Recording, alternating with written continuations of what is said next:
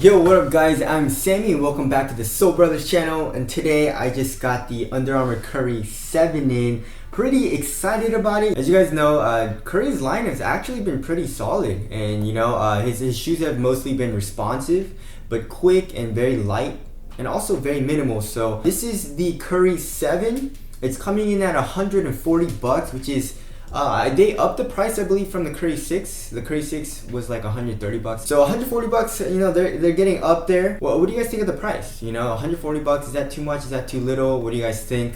But if you guys do want to cop, I'll leave a link in the description box. But this is just my first impressions. I have not played in them yet. I just tried it on and just like walked around and walked my dog in it and stuff. So just my first impressions and I guess a tech overview. So let's get it started off with the traction. In this colorway, it's a solid white outsole, and they're using a combination of herringbone and I guess just like an arced line type of pattern, I guess. And it kind of comes into like this little circle here in the middle of the forefoot. I don't know about the traction. Traction doesn't seem very good just on my wood floors. I haven't played in them. I haven't gone to the court yet. But just on my wood floors, they don't seem very good. Doesn't seem like there's any type of squeak either. But of course, that's not really saying anything. I really have to just play in it. And once I do, I have to break it in as well. So don't take anything I'm saying on the traction right now as, this sucks or anything. But that's just how I feel right now. As far as the durability goes, the rubber seems quite soft and is easily movable, but the grooves are very deep. Hopefully the rubber doesn't fray off or rip off or anything. 100% hope the rubber outsole doesn't like peel off like the Curry 6 did, but I really don't see that happening at all because there's really no edge or anything for the rubber outsole to catch on like the Curry 6 had. As far as the curvature goes, it is decoupled here in the heel area. It kind of reminds me of like the Curry 2. The Curry 2 kind of did that here a little bit as well. And there's a nice curved shape here in the heel, right? A very, very nice curved shape.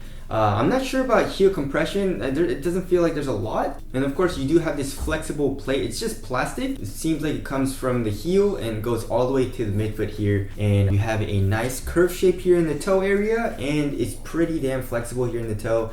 So heel to toe transition seems very, very fluid. So as far as the cushion goes, they're using a combination of micro G and hover. And I'm not sure where the hover is, because what it seems like to me is that the hover here on the side just comes up as a sidewall, kind of acts like a counter for a lateral containment, which we'll get into. Maybe there's just a little thin layer of hover right above the micro G so that you're just like right on top of it. I'm not 100% sure. Court feel seems great, but I mean it mostly feels pretty stiff. I can feel a little bit, just a baby compression in the forefoot, which is actually pretty nice, but in the heel I just really can't feel anything. So this typical Curry shoes never really have good cushion. He just likes a really responsive cushion. He doesn't, he just wants it to be stiff, and I completely understand that, but please, Steph, just a little bit more cushion would be nice. Of course, I'm gonna need to plane it, and hopefully it does break in a little bit so I can feel the cushion a little bit more, but as of right now it's pretty much stiff.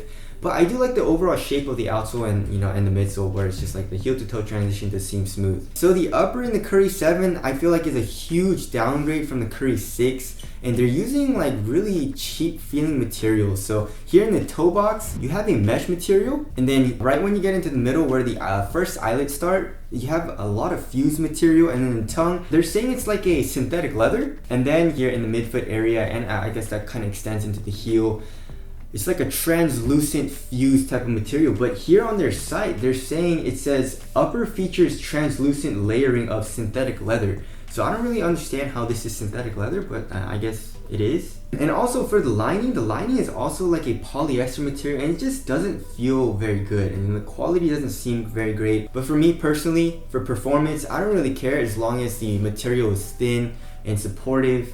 So in the toe area, it feels pretty comfortable. It conforms to my foot pretty well. It's not the softest material I've ever felt, but I feel like it'll break in pretty nicely. So yeah, materials, quality, not very nice, but it feels pretty good on foot so far. So the tongue attaches to, I guess, like the midfoot area. So it's more of like a half booty. And the tongue extends out a lot. Look at this. It extends out a lot all the way, I guess, to like the midfoot area. And it's just really easy to just slide your foot in. And you have a very pronounced heel tab here. So this shoe is very easy to slide on. It's very convenient. Alright, moving on to the fit. I went true to size.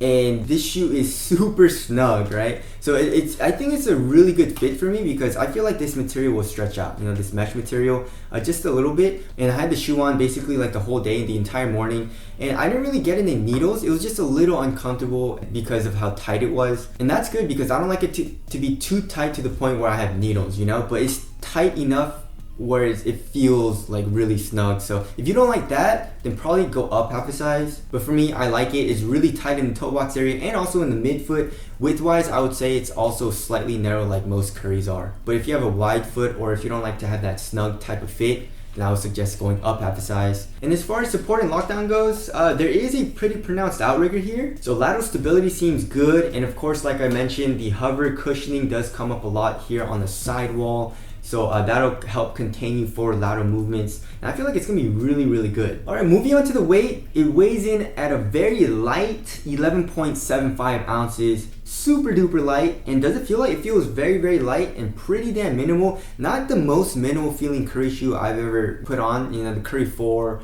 and like the Curry 5 and the Curry 6 were all crazy minimal, but like, you know, this is also very minimal shoe, but not as much as those. You know, I feel like the material feels a little bit thicker than those. The cushion, I feel like maybe they added a little bit more cushion, but still this shoe feels very, very light and still very minimal, and hopefully the traction is really good, and if it is, I feel like this will be a very responsive feeling shoe. All right, moving on to the aesthetics. I actually really like them. It looks a lot like the Curry 303, but overall I really like the silhouette, and I really like how the shoe looks, especially on foot. So tell us what you guys think of the aesthetics down in the comment section below. So the Curry 7, I'm looking forward to playing in it. I feel like it's gonna be a great performer, but quality of the materials, I feel like they downgraded a lot, which is kind of a bummer because they did raise the price $10, but you know, performance, I feel like it's gonna be good. So again, if you guys want to cop, I'll leave a link in the description box. But that's it. Thank you guys for watching, and I'll see you guys next one.